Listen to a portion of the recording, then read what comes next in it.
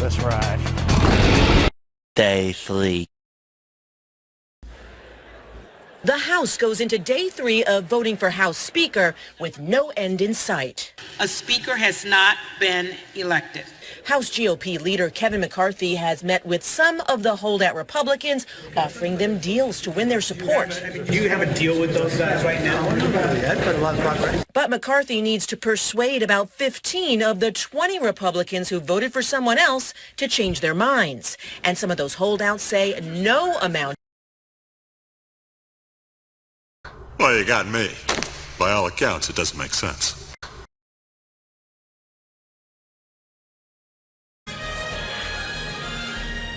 A live look at Capitol Hill tonight, where the 118th Congress is still trying to select a Speaker of the House. The House adjourning until 8 after holding another 3 failed votes to pick a Speaker.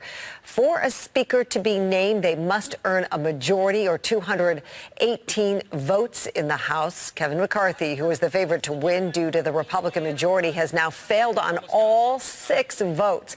The president today saying the world is watching the political chaos in Washington. How do you think this looks to the rest of the world? We're finally coming out of, the first time we're really getting through the whole issue relating to January 6th. Things are settling out, and now, for the first time in 100 years, you can't move. I mean, I really mean it. I know you know international relations.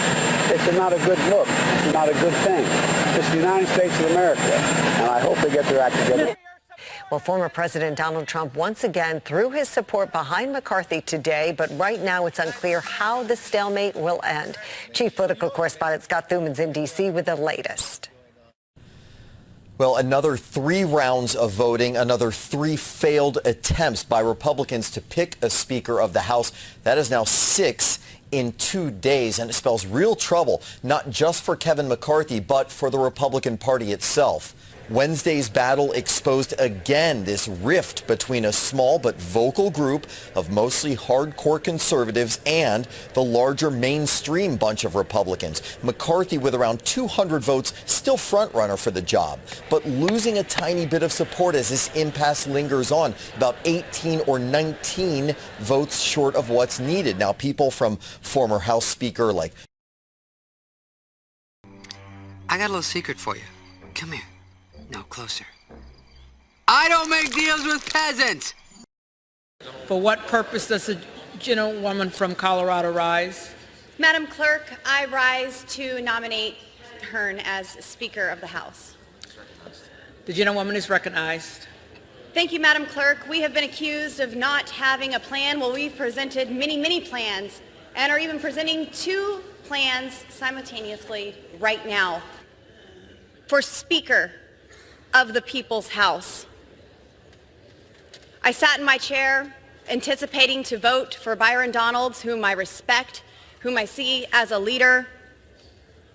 And there was a gut check that said, we need someone that is going to convince my colleagues on this side of the aisle that it's time to get going. It's time to build momentum. Many of you have said it. You see that Kevin McCarthy does not have the votes. You are understanding that he is not going to get there. We had the votes for him. I cannot produce those anymore.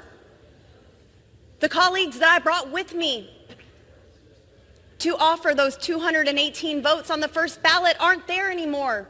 It is not happening.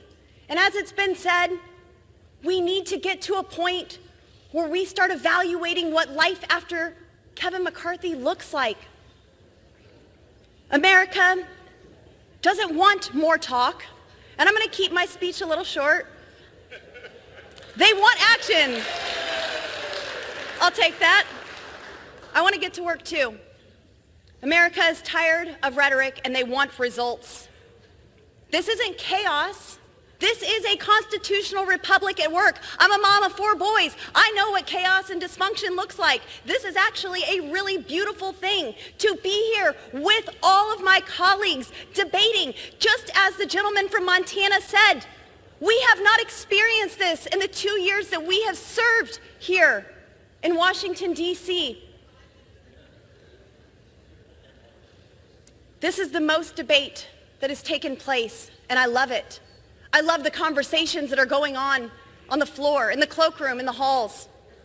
There's nothing extreme, there's nothing unreasonable. We're trying to get this right. As my conservative colleagues and I have stated time and time again, Congress is broken and fundamentally needs change. I'm here to get this right. We need a leader that is not of the broken system, someone who is not beholden to the lobbyists, but to the eventually.